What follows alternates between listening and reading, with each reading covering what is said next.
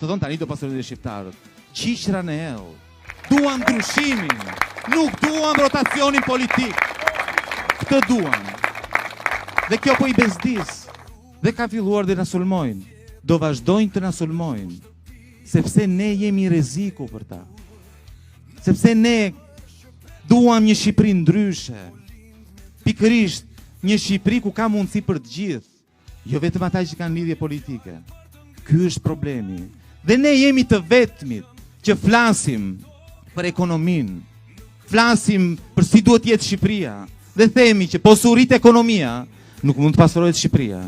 Të gjithë të tjerët gënjejnë. Ne jemi të vetmit që nuk premtojmë qiqra në hell, që do i bëjmë shqiptarët më të pasur. Ata thonë, imagjinoni, njerëz që nuk e dinë se çfarë është puna, thonë që do pasurojnë shqiptarët. Jo, mor, jo. Nuk do i pasuroj qeveria shqiptarët.